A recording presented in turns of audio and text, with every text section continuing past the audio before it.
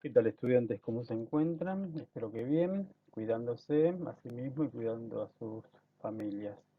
Bien, hoy el tema que vamos a desarrollar en esta clase es la concepción que tiene de sujeto la psicología social. Fundamentalmente es un sujeto social. No se- la psicología social trasciende esa oposición entre individualidad y sociedad, estableciendo que todo sujeto se estructura, se organiza y se produce en un contexto social y no de manera aislada. No hay posibilidad de que un sujeto pueda sobrevivir de manera aislada.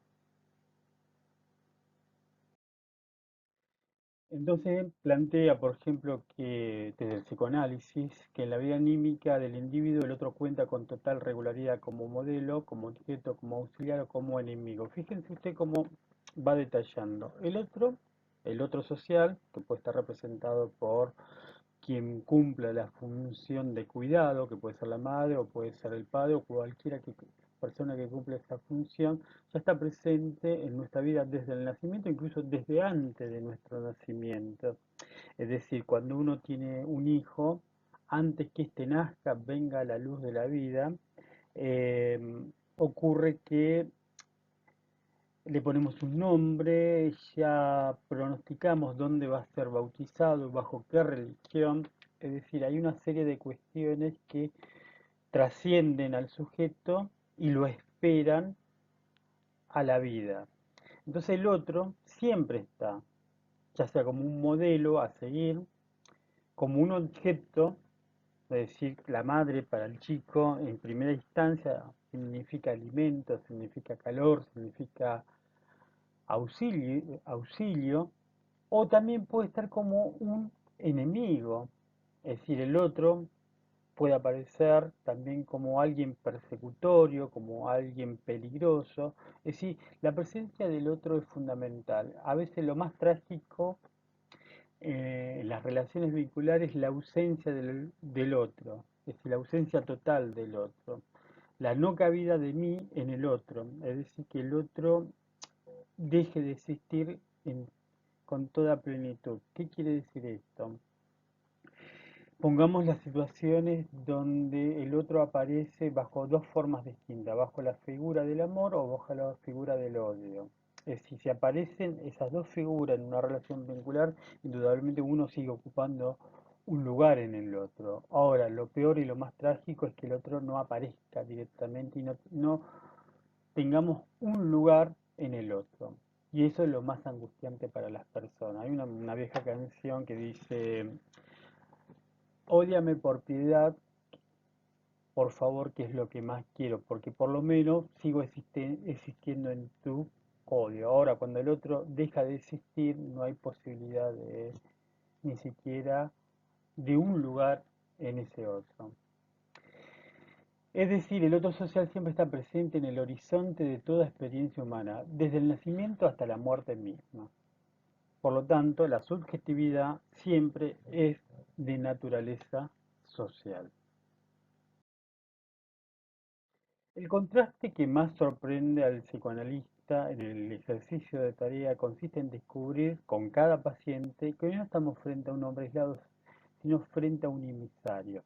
¿Qué quiere decir que estamos frente a un emisario? Es decir, nosotros nacemos en una familia, en una comunidad, en una sociedad, en un tiempo determinado, en un tiempo político y económico determinado. Por lo tanto, somos emisarios, somos representantes de ese entramado vincular que nos preexiste, es decir, vamos a llevar los rasgos característicos de nuestra época, de nuestra cultura, de nuestra manera de ver y interpretar la realidad. Por eso somos un emisario. Es decir, si ponemos dos sujetos que provienen de culturas distintas, lo que vamos a notar que ambos son representantes de su cultura, ¿sí? Comportan aspectos significativos del contexto social que les tocó nacer, desarrollarse y criarse. Entonces, el individuo como tal no es el actor principal de un drama que busca esclarecimiento a través de la, sino también el portavoz de una situación. ¿Qué quiere decir? Esto es importante porque cuando se trabaja con el sufrimiento de una persona, ¿cierto? La persona que va a consulta porta un drama, porta un sufrimiento, por eso va a consultar. Es raro que una persona consulte y no sufra por algo. Puede consultar quizás por otros motivos, una elección vocacional, laboral, cierta inseguridad, pero en general una persona consulta a un psicólogo o un analista porque lleva un drama, padece alguna situación que le hace sufrir mucho. Esa situación que la hace sufrir mucho y la cual no puede solucionar y la cual de alguna manera repite constantemente en su vida, es producto de su propia historia particular, su propia trama vincular. Y no solamente es individual, ¿cierto? Pero también puede ser una situación de orden social. Es decir, padecer, por ejemplo, la violencia de género no es una situación que se encarne solamente en la individualidad, sino que es un drama que se reproduce en lo social. Por lo tanto, uno es un portavoz de una situación que lo trasciende en la historia, lo cual no le quita la posibilidad de toma de decisión y de cierta responsabilidad ética y de transformación de esa situación. Si bien padecemos una situación que nos trasciende, que nos condiciona, somos sujetos capaces de transformar esa situación. Entonces la subjetividad es al mismo tiempo singular, es decir, es una individualidad emergente de las tramas vinculares que la trasciende y con las que guarda una relación de productor y producido. ¿Qué quiere decir? Nosotros estamos producidos por un entramado social, cultural, histórico. Más adelante vamos a ver un video cortito de la situación de maltrato, por ejemplo, de una mujer de color negro, maltratada por su propio marido, maltratada por las personas blancas, por su condición de mujer, es decir, producido por todo un engranaje social de explotación que sin embargo, si bien es producido, podemos transformar y producir algo distinto en esa situación social. Las tramas vinculares que trascienden al sujeto, es decir, que están antes incluso de nuestro nacimiento, tienen un efecto de determinación sobre el sujeto. Por lo tanto, al intervenir en estas tramas, se actúa también sobre la singularidad del sujeto, lo que permite incluso proceder preventivamente.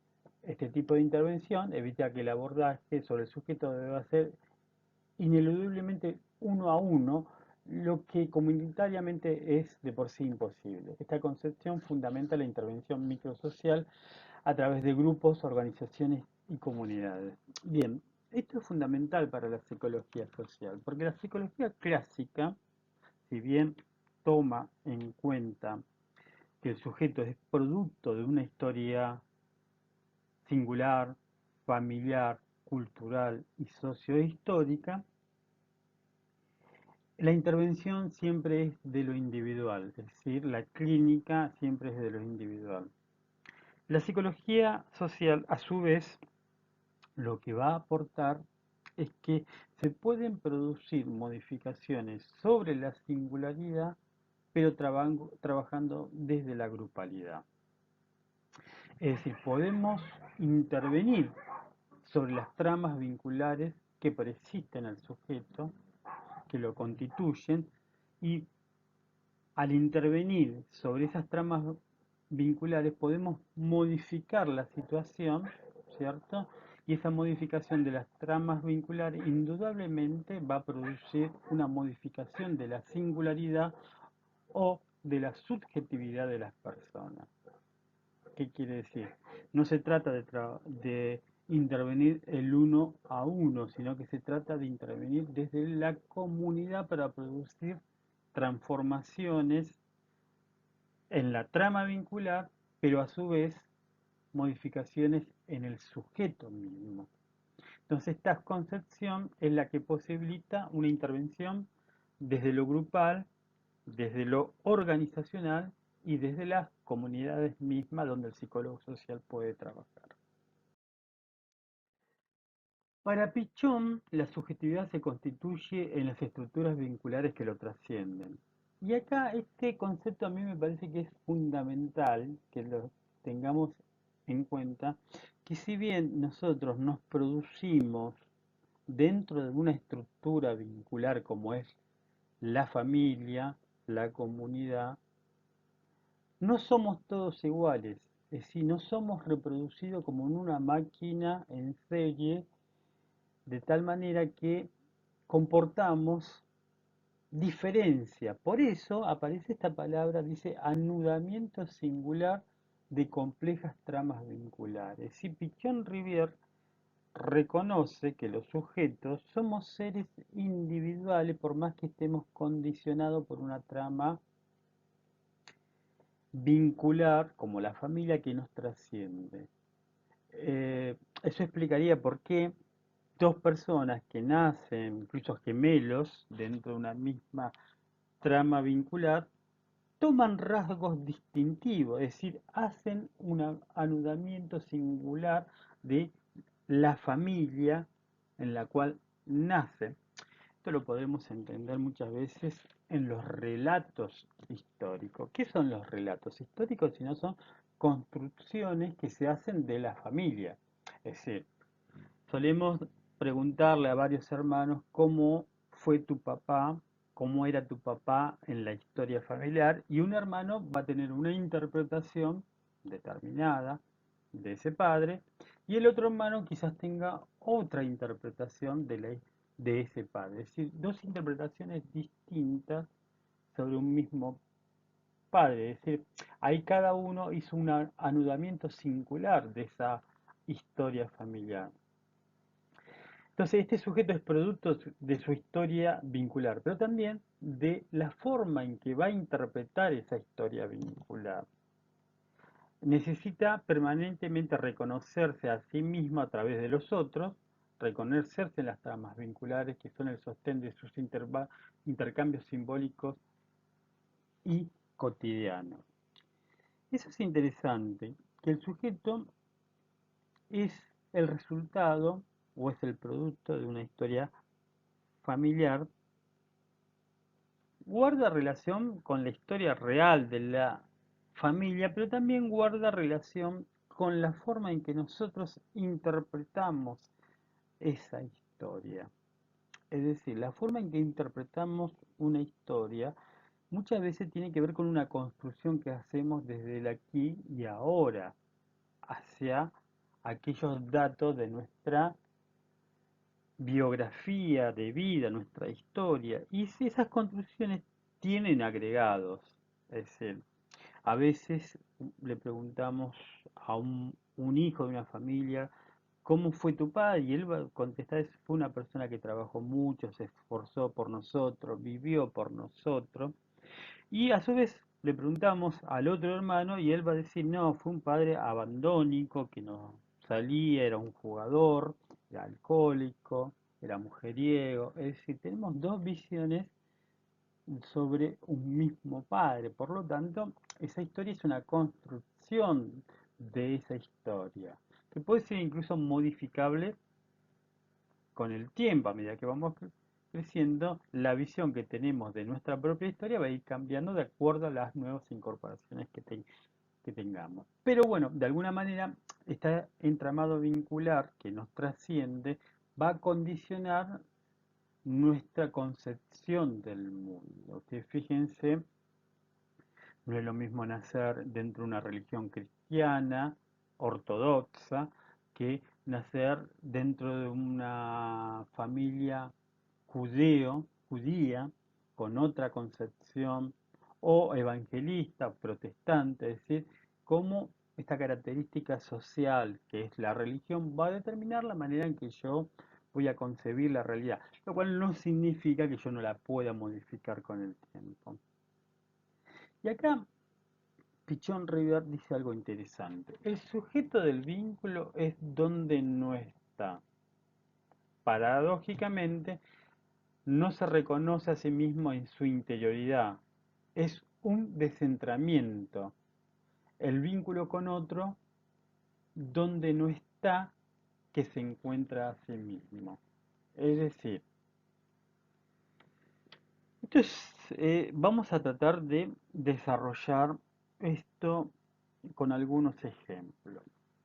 Cuando el bebé nace al mundo, no viene con una identidad, no dice yo soy Juan Pablo Díaz o Roberto Fabián Barrios, vengo al mundo, vengo con una identidad, vengo con una personalidad, eh, mucho gusto en conocer a mis padres. Bueno, uno no viene así, en realidad la identidad viene de dónde, de afuera.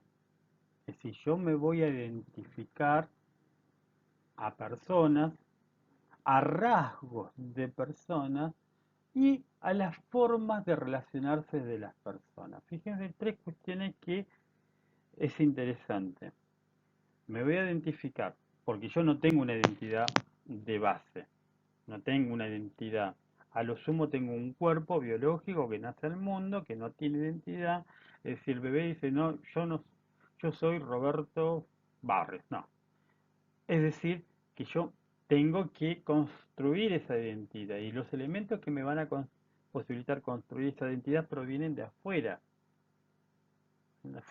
Es decir, me voy a identificar a rasgos de personas, a personas y fíjense este tercer elemento, a modos de relación con la persona. Y esto es interesante, ¿por qué?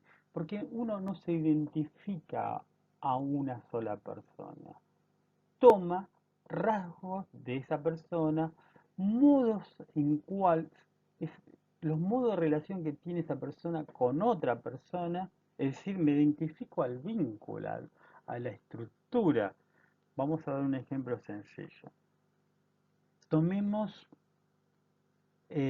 una relación de un vínculo violento patológico, es decir, una madre que es golpeada por un padre, ¿cierto? Ahí tenemos un padre golpeador, una madre golpeada. Ahí tenemos un modo vincular patológico que trasciende y está intensificada por una cuestión de género. Y un niño observando la escena. Entonces ya tenemos tres términos. No tenemos dos, tenemos tres términos. El niño observando la acción de violencia del padre hacia la madre, ¿cierto?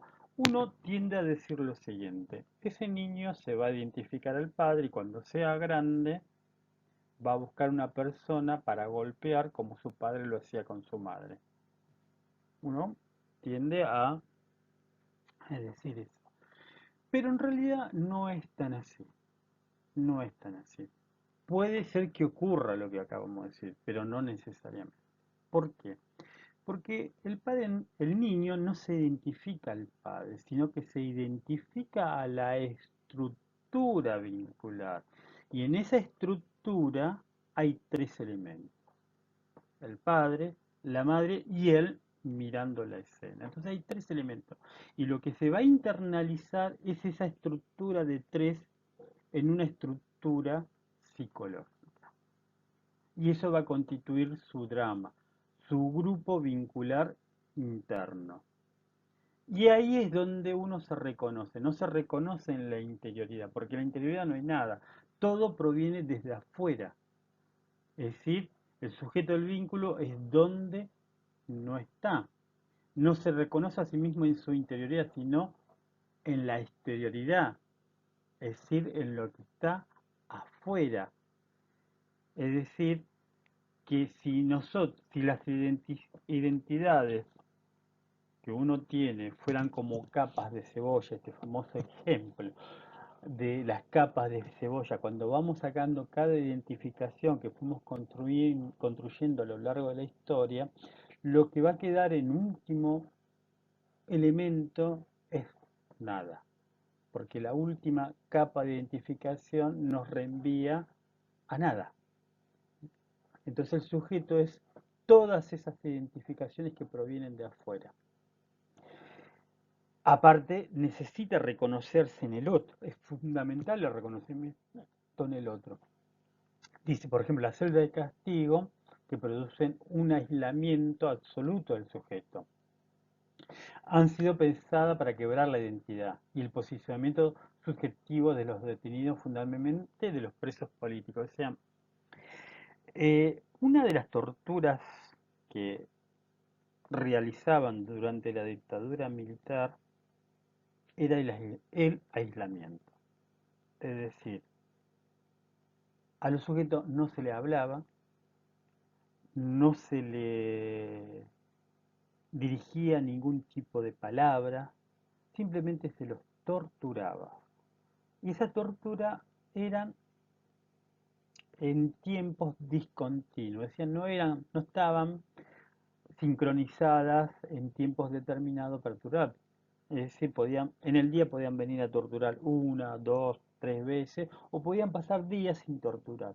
¿Eso qué generaba? Eso generaba un estado de ansiedad muy grande porque al no poder predecir cuándo me van a venir a torturar, no puedo relajarme. En un día pueden venir tres veces o dejar de venir dos o tres días, pero no quita que voy a estar ansioso, con mucho miedo a la espera de que vengan a torturarme. Cuentan los presos políticos que sienten mucho remordimiento porque en el momento que lo están torturando a veces tienen el contacto físico con el torturador, que es el único contacto físico que tienen.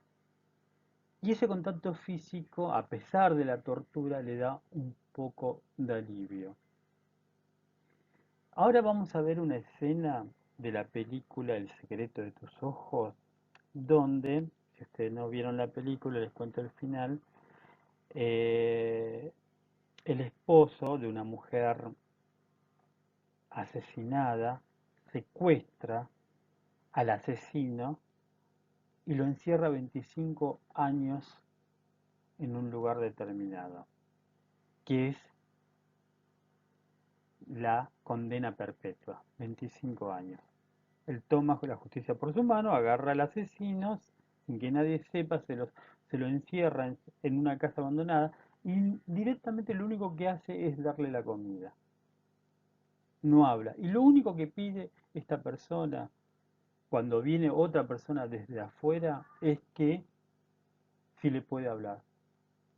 Nada más que pide, es decir, que pueda reconocerse de alguna manera en el otro. No hay peor tortura que, que quedar totalmente aislado y no poder reconocerse en el otro.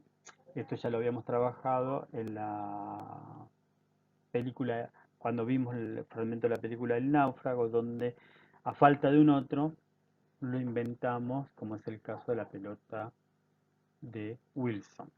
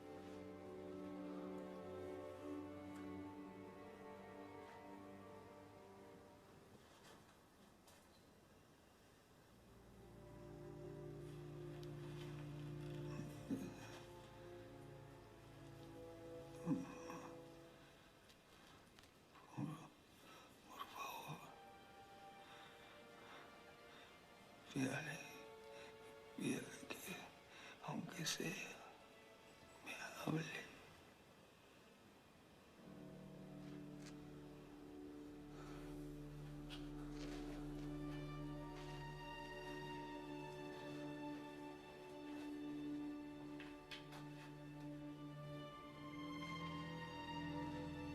Por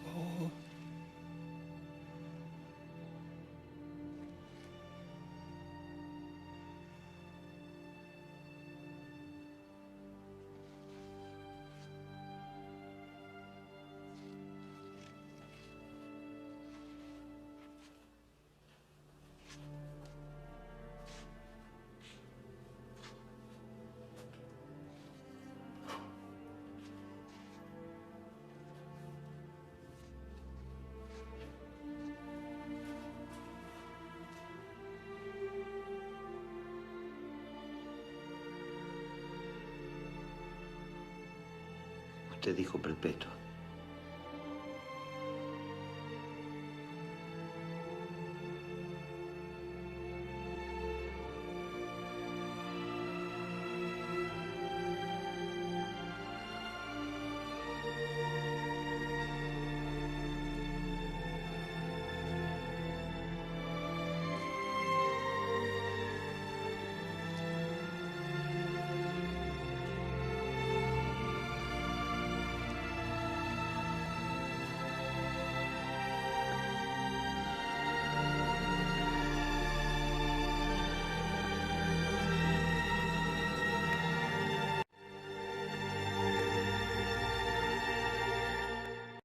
Pichón concibe al sujeto en una doble dialéctica intrasistémica y o intersistémica. La subjetividad no es una mera interioridad ni exclusivamente conducto externa. La subjetividad es un sistema abierto al mundo, en rigor hace sistema con el mundo, por lo tanto siempre está reestructurándose. En este dibujo ustedes fíjense los distintos ámbitos donde el sujeto se va desarrollando. En la familia, en la escuela, en los grupos de amigos, en el club, en la sociedad en general. Cada sistema es un conjunto de personas que se vinculan entre sí y el sujeto es justamente el anudamiento de esas múltiples o tramas vinculares en la cual está inmerso el sujeto. Cuando dice dialéctica intrasistémica e intersistémica, está aludiendo que el sujeto es un sistema. Su estructura mental, su estructura psíquica es una grupalidad. Es un conjunto de sujetos que guardan vínculos entre sí en su estructura psíquica. Es decir, que la estructura psíquica es una estructura grupal. Ahí ya comienza como a cuestionarse este criterio de unicidad o de mismicidad, esta cuestión de que uno es uno mismo, una interioridad, una individualidad indisoluble.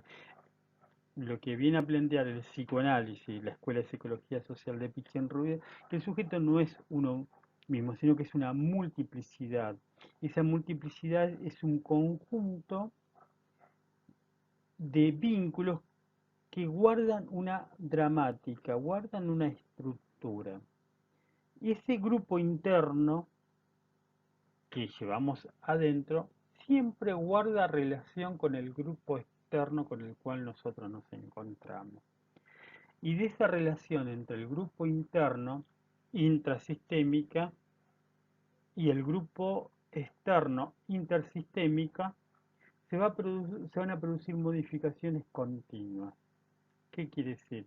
El grupo externo, conformado con sujetos reales, entre comillas reales, de carne y hueso, mantiene una relación con mi grupo interno. Y a su vez mi grupo interno mantiene una relación con el grupo externo. Y esa relación es de mutua transformación. Por eso se llama doble dialéctica. Transformación interna y transformación a la vez externa. Es decir, que el sujeto puede transformar la realidad externa que lo rodea y a su vez la realidad externa puede transformar la lógica interna del sujeto. Por eso es un sistema abierto, en constante intercambio. Y ustedes fíjense que esos sistemas, familia, escuela, trabajo, sociedad, vínculos amorosos, están en constante intercambio entre sí.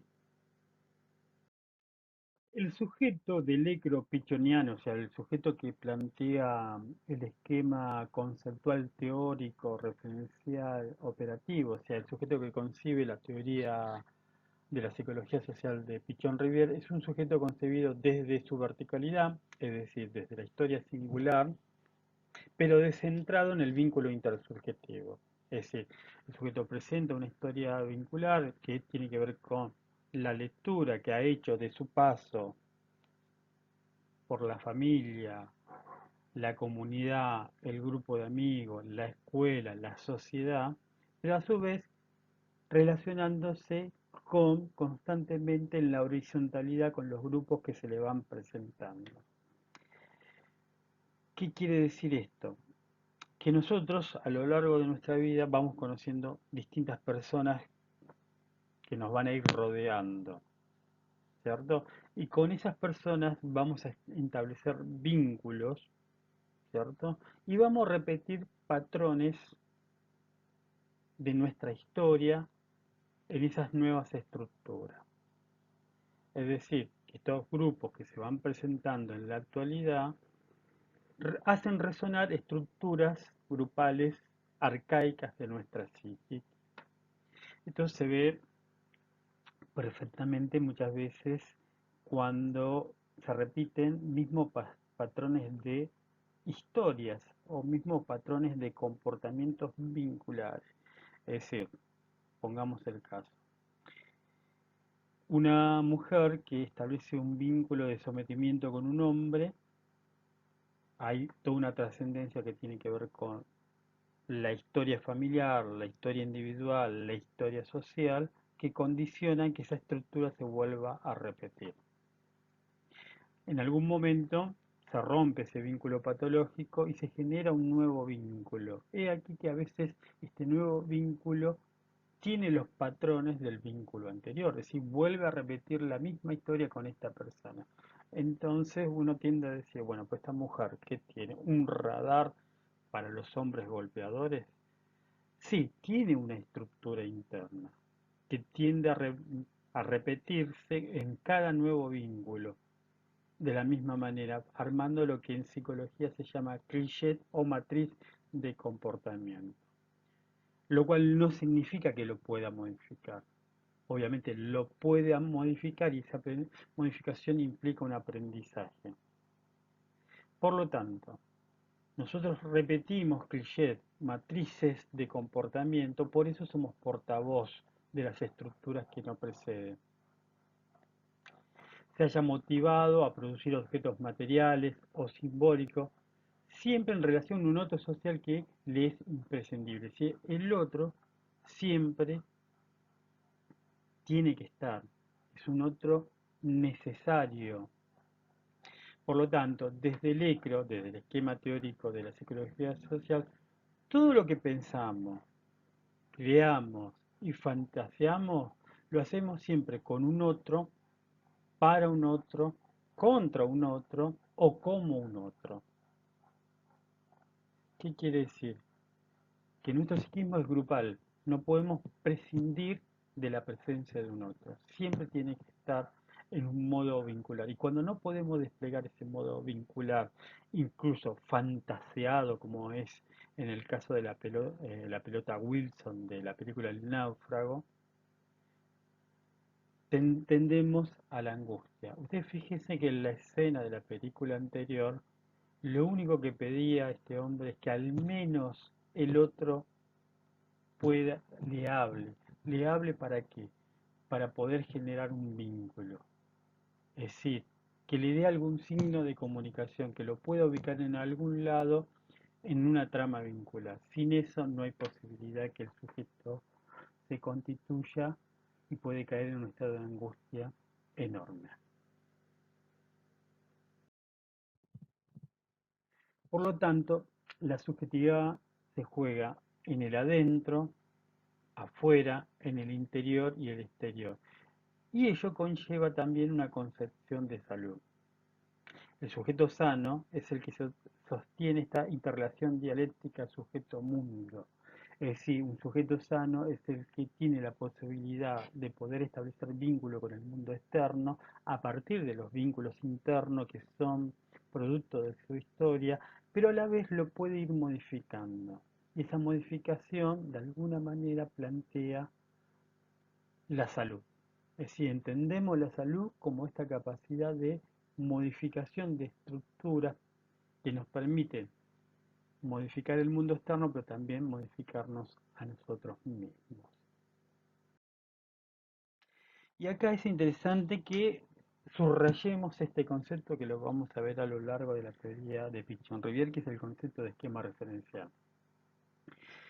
Es una estructura subjetiva, es un modelo de pensar, sentir y hacer en el mundo con el otro. Este esquema referencial es el producto de las socializaciones que se van dando a lo largo de la vida, socialización primaria, secundaria, que da cuenta de una reproducción inconsciente de las relaciones que conforman el sujeto. O sea, nosotros no nos damos cuenta cuando reproducimos modelos de comportamiento, no somos conscientes, hasta que en algún momento hacemos un clic y nos preguntamos por qué nos comportamos de tal manera, por qué establecemos vínculos de esta manera, por qué en mi historia siempre hay otros que me hacen daño. ¿No será que yo tiendo a reproducir estos modelos de comportamiento? Es decir, en la medida que yo pueda cuestionar, dudar, reflexionar, dilucidar estos modos de pensar, sentir y hacer en el mundo, yo voy a poder modificar mis esquemas referenciales. Y eso es signo de salud. Esta reproducción de sus condiciones de existencia puede significar incluso la reproducción de situaciones de explotación o sometimiento. Bien, esto lo podemos ver en el tema del lugar que ha ocupado la mujer a lo largo de la historia, un lugar de explotación. Nosotros vamos a ver una escena de la película, escenas de la película El color púrpura que son muy interesantes de analizar. ¿Por qué? Porque el lugar de explotación de una mujer pobre, negra, sometida al marido, sometida a la explotación del hombre blanco, sometida a ciertos cánones de belleza, sometida a la violencia, va a generar que en algún momento se pueda posicionar en un lugar distinto, en un lugar de cambio. Pero a veces es una estructura tan profunda en nuestra psiquis que no nos damos cuenta de la repetición de ese modelo vincular. Y les recomiendo que vean esta película porque es muy interesante. Justamente habla de una mujer que ha sido sometida a todo ese tipo de violencia y ya cuando la ha superado, ha generado una nueva posición en relación a su vida, llega su nuera, es decir, la esposa de su hijo, y le reclama algo. Lo que le reclama es el consejo que ella le había dado a su hijo. El hijo le había venido a pedir consejos en relación a su vínculo con su esposa.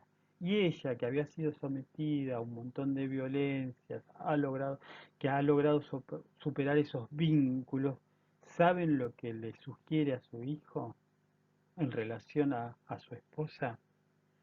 Le sugiere que le pegue.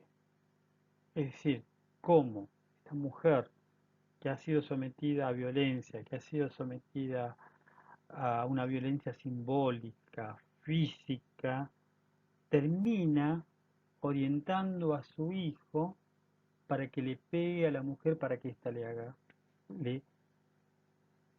haga caso. O sea, acá vemos que esta estructura social que nos persiste, que nos condiciona, puede ser superada, pero también deja resabios en nuestra psiquis.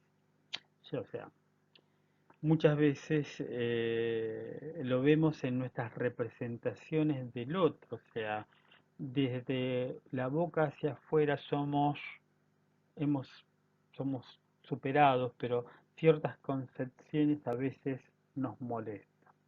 No sé, yo le pregunto a las madres o a las que van a ser madres de hijos si les gustaría que su hijo se casara con una mujer que ha tenido muchos hombres en su vida. Algunas van a contestar que sí, algunas van a dudar, algunas van a decir que no tienen problema y otras van a plantear que sí, les molestaría mucho. ¿Por qué? Porque se montan en la idea del que puede tener muchas mujeres el hombre y no la mujer. Si la mujer tiene muchos hombres, es conceptualizada como cualquiera. En cambio, si el hombre tiene muchas mujeres, conceptualizado como un ganador. Bueno, estos son preconceptos que se arraigan en nuestra concepción del mundo, en nuestra realidad, que pueden ser superados con nuevas visiones.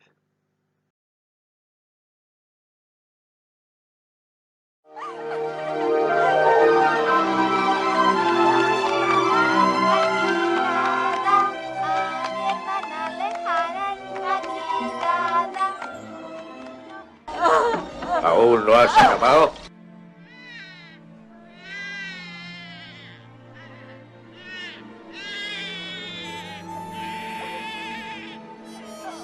Querido Dios, tengo 14 años. Siempre me he portado bien.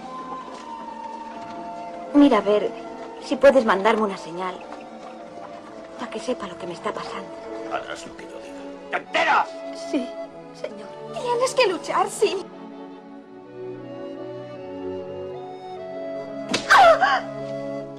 ¡Déjela que se quede! ¡Maldita sea! ¡Fuera de mi ¡Déjela casa! que se quede! ¡Solo si me muero dejaré de escribir!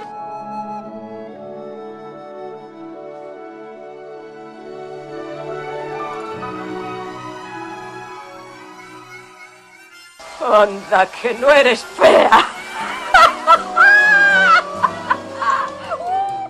Sister, you've been on my mind. Oh, sister, we're two of a kind soul.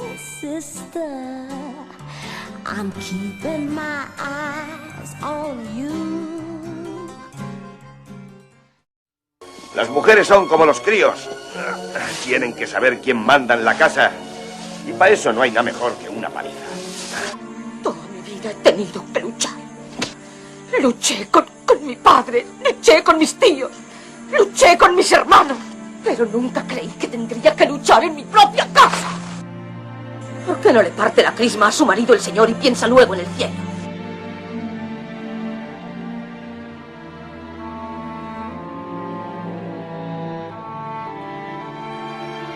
Eres negra, eres pobre, eres fea, eres mujer, no eres nada de nada.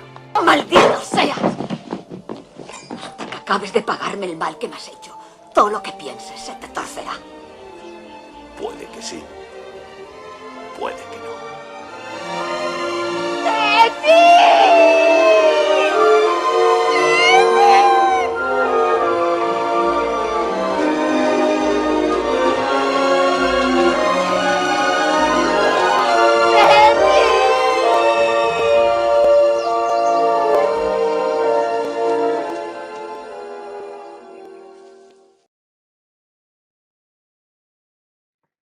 Los seres humanos carecemos de mecanismos de repetición automática. Es decir, que estamos condenados, y fíjense lo que dice, felizmente a una repetición transformadora. Es decir, si nosotros estamos condenados a repetir lo que la sociedad nos propone, no podríamos salir de ciertas posiciones sociales. Justamente porque no estamos condenados a repetir, es que podemos elegir, podemos transformar, no tenemos un instinto que nos condicione en nuestras conductas, podemos transformar la realidad que nos rodea y podemos transformar nuestra realidad interna. Hay una frase de Jean-Paul Sartre que a mí me gustaría compartir con ustedes que es muy interesante. La frase dice lo siguiente: el hombre es aquello que hace con lo que hicieron de él. Es decir, que el hombre está invitado a hacer algo con su propia vida. Es decir, no podemos estar quejándonos siempre de nuestra preexistencia, de lo que nos condenaron, de nuestra situación. Tenemos la opción de hacer algo con lo que los otros hicieron de mí mismo. O sea, los otros me dieron un nombre, una religión, una forma de pensar, de interpretar la realidad. O sea, si esa forma de pensar, sentir y actuar en la realidad me hace sufrir, es responsabilidad del sujeto hacer algo con esa vida, es decir, la posibilidad de transformarlo. La idea de transformación es un núcleo fuerte en el pensamiento pichoniano. No se trata de escribir o explicar la realidad, sino de intervenir para poder transformar. Y transformación implica también transformarse a sí mismo y transformar al otro que me rodea. A partir de un largo proceso de identificaciones, el sujeto construye un esquema referencial que lo estabiliza en una cierta manera de interpretar la realidad. Así, el esquema referencial como aparato para pensar le permite percibir, distinguir, sentir y organizar y operar la realidad. Es necesario tener un esquema referencial porque nos da cierta estabilidad, nos marca la manera de ser, nos permite ver la realidad de una manera determinada, pero también es necesario posibilitar la transformación de ese esquema referencial. Y ese esquema referencial se construye con procesos de identificaciones. Si yo no puedo cambiar mi manera de pensar, si no puedo cambiar mi punto de vista, y esto no hay que confundirlo con mantener mi convicción, porque una convicción ciega no me permite ver las transformaciones de la realidad. Obviamente, mi esquema referencial para pensar la realidad se va a volver anacrónico, fuera de tiempo. No va a haber una posibilidad de poder interpretar la realidad de una manera más acorde. Y a lo largo caemos en lo que Pichon Rivière denomina lógica delirante.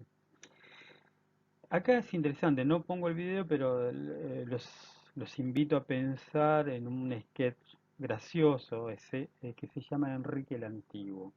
Enrique el Antiguo es un sketch de Francella que interpreta la realidad con esquemas antiguos, anacrónicos. Entonces ve un microondas, por ejemplo, y lo interpreta que es un televisor. Interpreta los vínculos a partir de esquemas de los años 60 o 70 y no permite producir transformaciones. Eso sería un esquema referencial anacrónico que puede llegar a un punto que es muy cercano al delirio. Entonces, el esquema referencial es necesario, pero también es necesario que se modifique. Este esquema referencial es el conjunto de conocimientos y de actitudes que tenemos en la mente y con el cual nos relacionamos con el mundo y con uno mismo. El sujeto está inmenso en una dialéctica intrasistémica e intersistémica con el mundo, ya lo habíamos hablado esto, no puede sino transformarse y transformarlo o transformar el mundo. El esquema referencial es propio de cada sujeto en una cultura y en un momento histórico social determinado. Como habíamos dicho, el individuo es emisario, es un representante, un emergente de una cultura, por lo que todo esquema referencial a la vez es una reproducción social, porque vamos a interpretar la realidad de acuerdo a cómo nos enseñaron a interpretarla, pero también va a ser un anudamiento singular, es decir, no somos maquinitas de reproducir lo social, lo interpretamos de acuerdo a nuestra singularidad. Y esto es lo que habíamos planteado, que el sujeto es un anudamiento singular en una trama muy compleja. Ahora, ¿qué pasa cuando nos falta un esquema referencial? Acá comienza, estaríamos hablando de patología. Se pueden dar dos ocasiones. No podemos construir un esquema referencial o las situaciones que nos plantea la realidad son tan cambiantes que no podemos lograr estabilizar un esquema referencial. Porque cuando logramos estabilizarlo, el mundo ya cambió y es otro. Entonces, cuando no tenemos un esquema referencial o cuando no podemos estabilizar un esquema referencial, aunque sea por un poco tiempo, ocurren fenómenos como de desmesura, de caos y de angustia. El sujeto no tiene y no es, o sea, aparece la incertidumbre total, la sensación de vacío, de, de incertidumbre ante la realidad. Por lo tanto, el esquema referencial le permite al sujeto reconocerse en determinadas formas de sensibilidad, es decir, modo de pensar, sentir y hacer en el mundo, que han marcado incluso su propio cuerpo. Es decir, importante que lo pensemos. La manera de sentir nuestro cuerpo está condicionada también por factores sociales. O sea, si nosotros pensamos, por ejemplo, los tipos de bellezas corporales, vamos a ver que la belleza ha cambiado a lo largo del tiempo. Es decir, lo que antes era considerado lindo hoy es quizás considerado feo, y lo que es considerado feo hoy es, en otros tiempos hubiera sido considerado como lindo. ¿Qué quiere decir? Que los prototipos y la forma de belleza van a depender de la mirada, y esa mirada depende de qué es lo que se considera lindo en cada época histórica. Pero también los sentires del cuerpo. Por ejemplo, eh, sabemos que los senos femeninos en nuestra actualidad adquieren cierto carácter de objetos sexuales, cosa que en otras culturas no ocurre lo mismo. En otras culturas, como en ciertas culturas africanas, los senos femeninos simplemente son partes del cuerpo que dan alimento a los bebés y no tienen ninguna connotación sexual como las tiene en Occidente. Entonces, esa cultura no explicarían y no entenderían cómo los sujetos de Occidente se erotizan ante los senos de una mujer. Es decir, no comprenderían esa situación. Incluso les puedo nombrar o mencionar cuestiones que hasta nuestra cultura parecerían totalmente raros, pero por ejemplo, en la China medieval, los objetos o partes del cuerpo que erotizaban mucho a los hombres chinos, o a las mujeres también, eran los pies diminutos. Los pies diminutos tenían un valor sexual en la cultura china, de tal manera que para que estos sean pequeños, se los envolvían para que estos no crezcan. Entonces el signo de belleza y de signo erótico de belleza en la Edad Media china eran los pies diminutos, así como hoy en el Occidente son, en el caso de las mujeres, son los senos, por ejemplo. ¿Qué quiere decir eso? Que nuestra forma de sentir, incluso nuestro propio cuerpo, está marcado por los procesos históricos. El esquema referencial, en su tendencia a la repetición, porque tendemos a repetir esa manera de pensar e interpretar la realidad, ofrece resistencia al cambio. Es decir, cuando aparece algo novedoso, tendemos a interpretarlo con esquemas previos.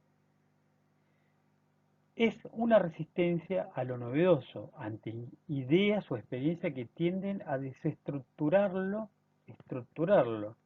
Estas vicisitudes subjetivas frente al cambio permiten pensar problemáticas específicas del sujeto moderno, pero también el par opuesto y contradictorio de la resistencia al cambio, la apertura hacia proyectos innovadores, forma parte del esquema referencial de la subjetividad moderna. Es decir, si nosotros nos ponemos a pensar en los grandes cambios de la humanidad, ¿cierto? Podríamos decir y plantear esta hipótesis, que los últimos tiempos, sobre moderno, postmoderno, como lo quieran nombrar, o actuales o contemporáneos, implican una aceleración del tiempo, es decir, una aceleración de los cambios. Si nosotros comparamos un sujeto del 2020 con un sujeto del 2050, ¿cierto? Hubieron 70 años y vamos a notar las diferencias enormes que existen entre un sujeto y el otro. O sea, entre el sujeto de los años 1950 y los sujetos de la década del 2020. ¿Qué quiere decir? Que los tiempos han cambiado y siguen cambiando de una manera acelerada. Ahora, si nosotros comparamos un sujeto del siglo XII con un sujeto del siglo XIII, es decir, 100 años o 200 años, veremos que no hay mucha diferencia en cuanto a la concepción del mundo que tenga cada uno. Es decir, que el sujeto del siglo XII construyó un esquema referencial, una manera de interpretar la realidad, de pensar, de vivirla y sentirla, que le dio mayor estabilidad que el sujeto del siglo XX, donde el mundo es mucho más cambiante. Entonces, cuando el mundo comienza a cambiar de una manera acelerada, se nos hace muy difícil constituir esquemas referenciales que nos permitan interpretar la realidad de una manera estable, porque los cambios son cada vez más rápidos. Cuando un grupo interno, y esto presten atención porque es importante, cuando un grupo interno, es decir, nuestra psiquis, nuestra mente, nuestra estructura, que está configurada como un grupo, pierde su relación dialéctica, su relación de intercambio con el mundo externo, comienza lo que Pichon Rivière llama un proceso de clausura o de enfermedad del grupo interno y se cae en una interpretación delirante de la realidad. La realidad comienza a interpretarse con esquemas que ya son inadecuados. Entonces la realidad se transforma a partir de una lógica fantasmática, delirante, que no da posibilidad a ningún tipo de cambio. Esto nosotros lo podemos pensar incluso en función del viejo concepto que habíamos trabajado el año pasado, que es el concepto de esquema de acción planteado por Jean Piaget. Piaget plantea, para que el psiquismo evolucione, es que ese esquema debe modificarse.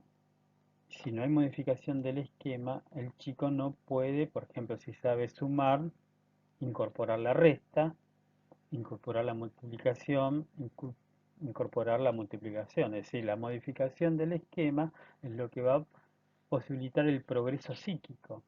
Con el esquema referencial pasa exactamente lo mismo. Si el esquema referencial no se modifica, se cierra, el sujeto va a interpretar la realidad de acuerdo a sus esquemas previos. Pero como la realidad ha cambiado de tal manera, esa interpretación termina siendo delirante y anacrónica, es decir, anacrónica que está fuera de todo tiempo.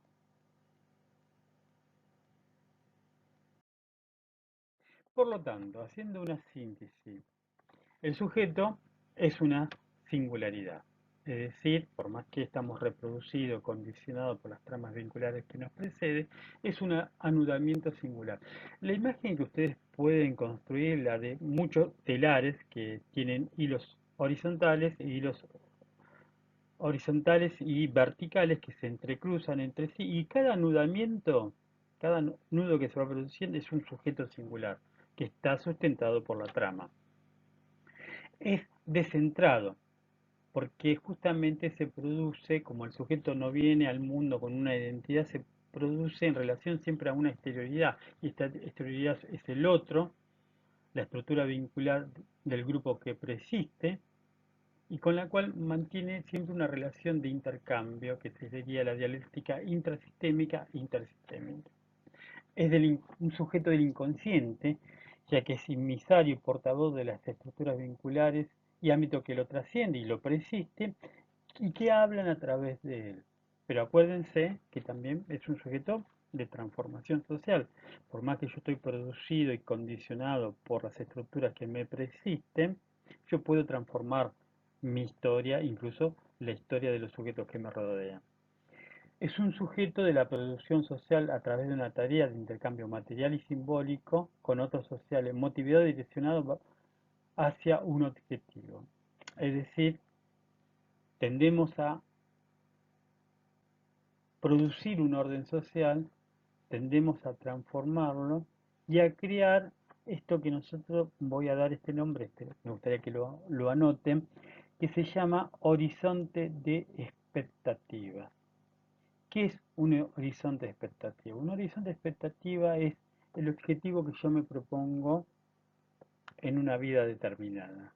Y en la medida que ese horizonte de expectativa me dé una direccionalidad, me dé un horizonte a seguir, mi vida va a tener sentido.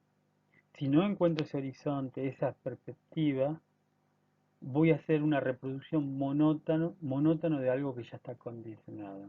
Por lo tanto, la función para poder seguir existiendo, actuando y direccionando es tener una perspectiva, tener un horizonte que me permita un norte a seguir. Bueno, con esto terminamos la clase. Espero que si tienen alguna duda, por favor pregunten y establecemos un diálogo a través del tablón de Classroom. Y bueno, nos estamos viendo pronto, les mando muchos saludos y nos mantenemos en comunicación. Un abrazo enorme.